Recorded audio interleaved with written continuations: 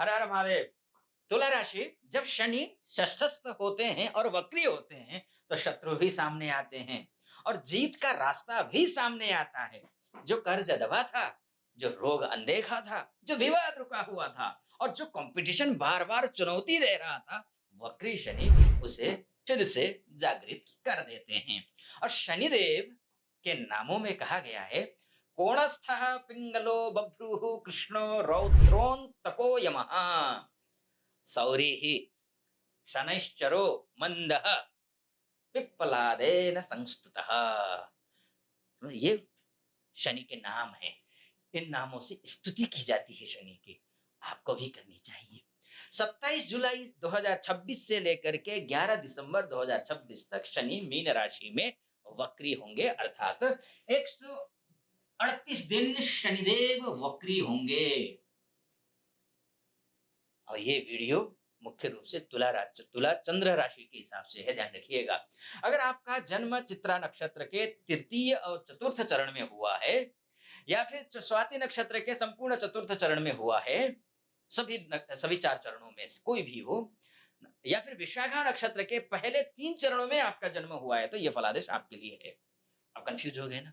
अब क्लियर करता हूं चीजों को।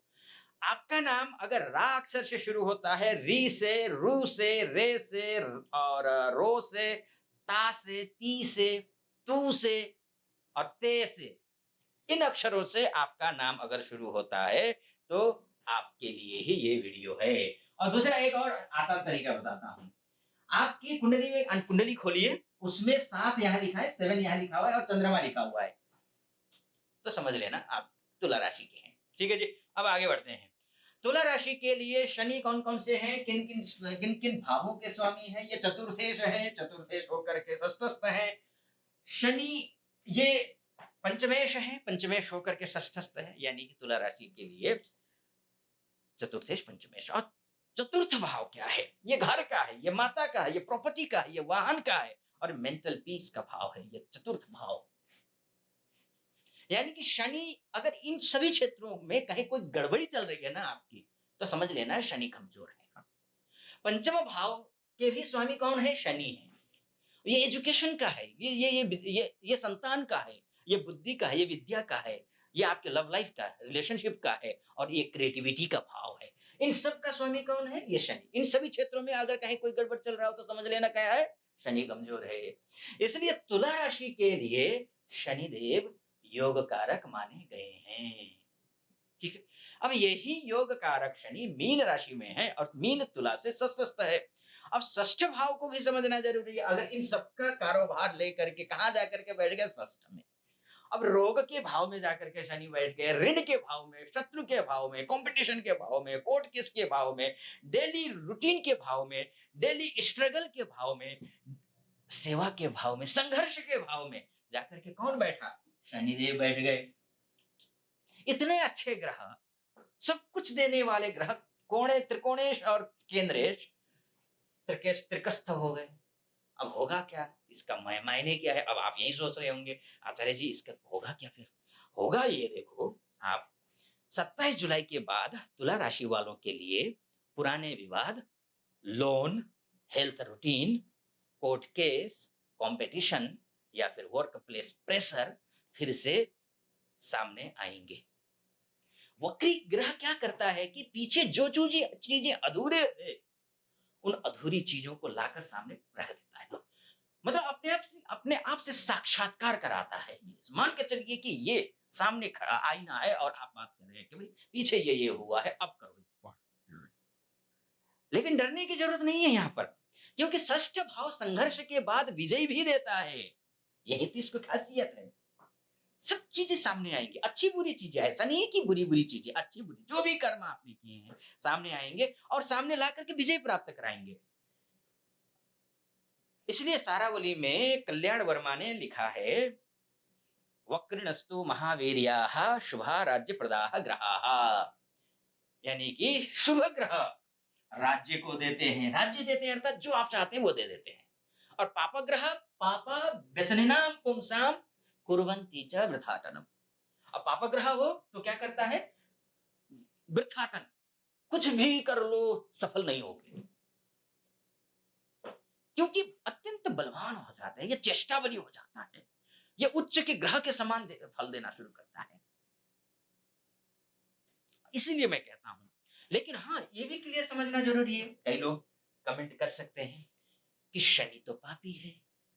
हाँ बिल्कुल, शनि नैसर्गिक रूप से पापक ग्रहों के अंतर्गत आता है। तो पापी ग्रह तो बहुत भयंकर नुकसान पहुंचाते हैं, जैसा मैं कह रहा हूं। लेकिन तुला लग्न राशि वालों के लिए शनि त्रिकोणेश, केंद्रेश और त्रिकोणेश हो जाता है। अब केंद्रेश और त्रिकोणेश कभी भी पापी नहीं होते हैं, ये शुभ ग्रह के अंतर्गत आते हैं। समझ गए आप? इसलिए शनि नैसर्गिक रूप से पापी है, लेकिन आपके लिए तो शुभ है जी। आपको बच्चों को देखने वाला ग्रह कौन पापी हो सकता है? नहीं हो सकता। आपकी बुद्धि को, आपकी विद्या को, आपके घर को, आपकी माता को पापी नहीं हो सकता। इसीलिए ये हाँ षष्ठस्थ है, चीजें, विपरीत चीजें उत्पन्न करेगा, खत्म करेगा, उत्पन्न करेगा, खत्म करेगा, यही करेगा। और ये 138 दिन योग कारक शनि षष्ठस्थ वक्री होकर के तुला राशि वालों के लिए शत्रु, कंपटीशन और कठिन परिस्थितियों पर विजय दिलाएंगे, ये देखिएगा। लेकिन डिसिप्लिन जरूरी है, आचार विचार व्यवहार संस्कार ये जरूरी है। शनि नेगेटिव वे में मत चले जाना, ले जाना, अच्छे संस्कार रखिए, नहीं तो फिर लेने के देने पड़ जाएंगे। शनि हैं, 3 जन्मों के कर्मों को लेकर के सामने बैठेंगे ये, ध्यान रखिएगा, ठीक है। बाकी देखिए, ये तो मोटा मोटी तौर पर ही है, वास्तव में आपकी कुंडली ही आपका डीएनए है।